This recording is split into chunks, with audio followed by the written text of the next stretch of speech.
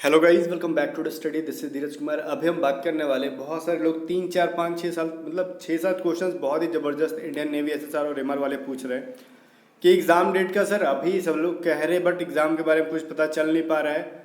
और क्या ये अब हमेशा ऑफलाइन ही होता रहेगा? और इस बार जो होगा एक बार फिर से आप पूरा प्रोसेस बता दो। और एडमिट कार्ड के कट ऑफ के बारे में बोल रहे हैं और फिर से कह रहे हैं एसएसआर और एमआर के अंदर क्या अभी निगेटिव मार्किंग है कि नहीं है।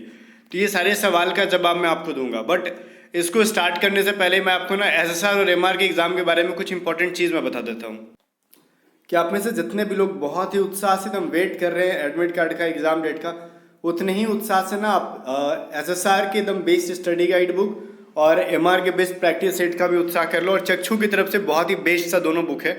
दोनों बुक्स का लिंक मैं आपको डिस्क्रिप्शन दूंगा। इनको बाई करके अभी से पढ़ना शुरू कर दो अगर अभी तक आपने बाई नहीं किया है तो। क्यों मैं कह रहा हूँ ऐसा? क्योंकि आपको पता है गलत चीज़ें मैं आपको सजेस्ट करता नहीं हूँ। और ये ऐसी चीज़ है कि ये जो आपका एग्जाम ऑफलाइन हो रहा है और ये ऑफलाइन तैयारी करके जानी होगी। प्रैक्टिस सेट ऑफलाइन करो ताकि वहाँ पे टाइम मेंटेन किस तरीके से करना समझ में आ जाएगा। और ये जो स्टडी गाइड बुक है इसका भी लिंक मैं आपको डिस्क्रिप्शन दे दूंगा। और इस स्टडी गाइड बुक के अंदर भी 25 प्रैक्टिस सेट दे रखी गई है।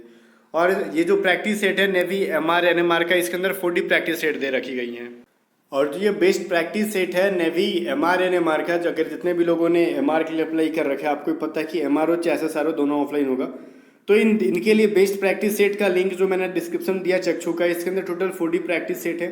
और इस प्रैक्टिस सेट की सबसे खास बात यह है ना कि आपको सिलेक्शन दिलवाने में 100% मदद करेगा। किस तरीके से करेगा कि देखो, पहली बात तो इसके अंदर 40 प्रैक्टिस सेट्स हैं जो कि आपके एग्जाम के लिए सफिशियंट है। एनफ है, इतना कर लेते हो, इसके क्वेश्चंस को बढ़िया से पढ़ लेते हो, जीके साइंस को याद कर लेते हो, तो फिर एमआर एनएमआर में कुछ नहीं है, आराम से निकल जाएगा। और एमआर के अंदर तो इंग्लिश भी नहीं है। अब देखो प्रैक्टिस सेट, ठीक है, प्रैक्टिस सेट की खास बात क्या है कि ये जो प्रैक्टिस सेट है ना, इस प्रैक्टिस सेट के अंदर ना देखो क्वेश्चंस दिए गए हैं। एक तो बढ़िया वाले क्वेश्चंस हैं, ये चीज़ आपको दिख जाएगा। बढ़िया वाले क्वेश्चंस के साथ साथ math science English math science और जीके तीनों चीज़ें आंसर की के साथ सबसे जो बढ़िया चीज़ है ये डिस्क्रिप्शन, हर एक क्वेश्चन का मतलब डेप्थ में जाके एक्सप्लेनेशन कि ये चीज़ें हैं। जस्ट लाइक कि द्रविड़ शैली, किसी को द्रविड़ शैली के बारे में पता नहीं है और एग्जाम में क्वेश्चन आ रखा है, प्रैक्टिस सेट में आपने इसे क्वेश्चन लगा रखे हैं, तो पूरा ज्ञान हो जाएगा कि इसके अंदर क्या क्या होता था, कैसे मंदिर होती थी, इन शैली में कहाँ पे अपनाया जाता था, इसका जो है मतलब आकार कैसा होता था, ये सभी चीज़ें पढ़ लोगे। फिर द्रविड़ शैली की पूरी एकदम मतलब तो एग्जाम्पल में ले लिया द्रविड़ शैली का, मतलब पूरा जो है आपको समझ में आ जाएगा। खानवा की लड़ाई क्या थी, मतलब ऐसे क्वेश्चंस है जो कि बहुत सारे लोगों को पता नहीं है, तो अलग से कुछ याद करने की जरूरत नहीं है। प्रैक्टिस सेट लगा और इसके सॉल्यूशन को बढ़िया से याद कर लो। ये चक्षु का जो प्रैक्टिस सेट है आपका सिलेक्शन करवा देगा गाइस। इसीलिए कह रहा हूँ दोनों बुक्स का लिंक मैंने आपको डिस्क्रिप्शन में दे रखा है, जाओ फटाफट वहाँ से डिस्क्रिप्शन में दिए गए लिंक से बाई कर लो जिस भी एग्जाम के लिए आपने अप्लाई किया है, सर चाहे एमआर के लिए। अब बात कर लेते हैं हम लोग यहाँ से ना निगेटिव मार्किंग के बारे में। पहले निगेटिव मार्किंग है कि नहीं एसएसआर और एमआर के अंदर? पहली बात तो ये, आपके एग्जाम के अंदर कोई भी नेगेटिव मार्किंग नहीं। एग्जाम देने जाना ना, आपका ऑफलाइन पेपर होगा ओएमआर सीट के ऊपर, तो ओएमआर सीट के ऊपर होगा। तो एक चीज़ हमेशा ध्यान रखना है कि जो चीज़ें आ रही हैं उसको तो आंसर करना है, जो नहीं आ रही है उनको भी आंसर करना है। तुक्का मारना है, पूरा मारना है। समझ में आ रहा है? जितने भी क्वेश्चन है पूरे में पूरे अटेम्प्ट करना है। ऐसा क्यों करना है सर, पूरा अटेम्प्ट क्यों करें? क्योंकि यहाँ पे कोई भी नेगेटिव मार्किंग नहीं है। अगर मान लो 50 क्वेश्चंस में से मान लो हमने 50 क्वेश्चन बनाते हैं, ठीक है, 50 में से अगर मान लो मुझे 30 बहुत बढ़िया से याद है, 20 हमको पता ही नहीं है, एक एग्जाम्पल ले लेते हैं हम लोग, फिर भी 20 को हमने अटेम्प्ट कर लिया, ठीक है, तो चलो ठीक है, 20 में से 10 भी या फिर 5 भी सही हो जाते तो मेरे को 5 नंबर एक्स्ट्रा मिल जाएंगे फ्री में।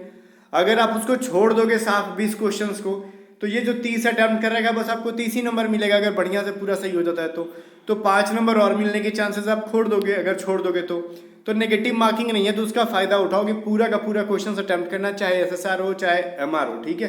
आ रही है बात समझ में? Yes sir. अभी गाइस ये बात है कि एडमिट कार्ड कब तक आएगा, एग्जाम डेट क्या आएगा। देखो शॉर्ट लिस्टिंग की प्रक्रिया जो है, आपको शॉर्ट लिस्ट किया जाएगा, मतलब ये जो है एडमिट कार्ड का कट ऑफ के बेस पे हर स्टेट में अलग लग जाएगा। और इस बार का कट ऑफ का सिनेरियो थोड़ा सा डिफरेंट हो सकता है। रीजन गाइस कि इस बार फीमेल को भी ऐड किया गया है, तो फीमेल देखो मेल की देखो मेल और फीमेल को सीट जितना मिला के आया है ना, पिछली बार उतना ही सीट आता था सिर्फ मेल के लिए, इस बार उतनी ही सीट में डिस्ट्रीब्यूशन है मेल एंड फीमेल बोथ का। आ रहा समझ में? तो जो मेल का कट ऑफ जाएगा ऑब्वियसली मैं ऐसा एक्सपेक्ट कर पा रहा हूँ कि पिछली बार से थोड़ा सा हाई जाने वाला है। रीज़न की सीट कम हो गई है, बच्चे ज़्यादा हो गए, एज रिलैक्सेशन मिला है ना, तो पिछली बार वाले बच्चे भी इस बार अप्लाई करने वाले हैं जिनका एडमिट कार्ड आया था, ठीक है। और जो फिर नए बच्चे आ गए हैं तो वो भी जाएंगे, फॉर्म भरेंगे, तो मेल का थोड़ा सा ज़्यादा जाएगा।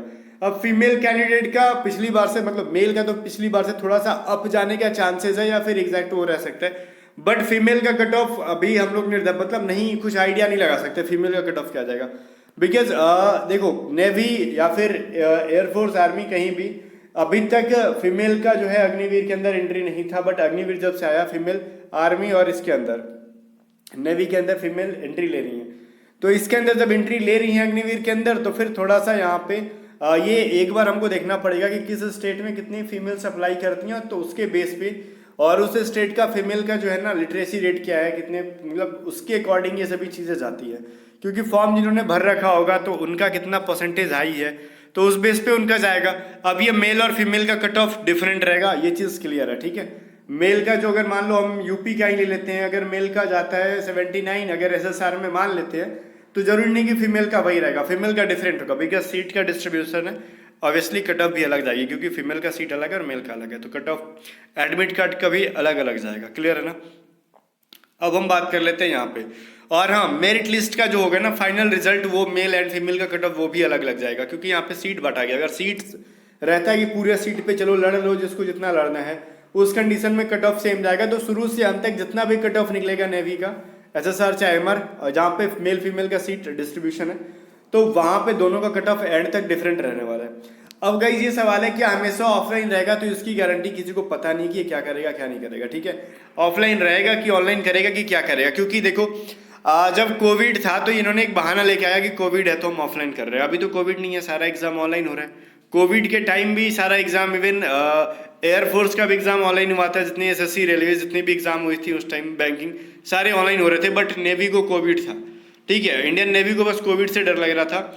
मतलब ये इन्होंने एक बहाना दे दिया, उस टाइम दे रखा था ड्यू टू कोविड, मतलब पैंडेमिक वगैरह वगैरह, हम लोग ऑफलाइन करा रहे हैं, लोगों का डिमांड, ऐसा कुछ डिमांड था नहीं।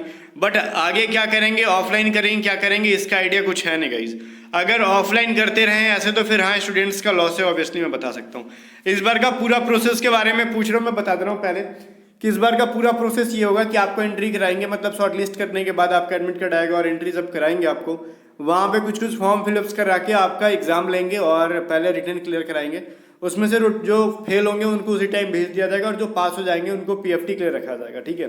और जो PFT के लिए क्लियर हो जाएंगे उनको भेजा जाएगा घर, और उनको मेडिकल के लिए INS शिल्का बुलाया जाएगा, बस यही है, ठीक है। फिर वहीं पे मतलब जो मेडिकल फिट है उनका समझ लो एक तरीके से सिलेक्शन है, और जो अनफिट है तो फिर ऑब्वियसली नो चांस, ठीक है। तो चलो गाइस, ये जो चीज़ थी पूरी मैंने बता दी। और यहाँ पे एक चीज़ है ना, जिसका एडमिट कार्ड आ जाता है और रिटर्न निकाल लेता है तो उसकी चांसेस ज़्यादा बन जाती है कि वो सिलेक्शन ले लेता है, ठीक है ना।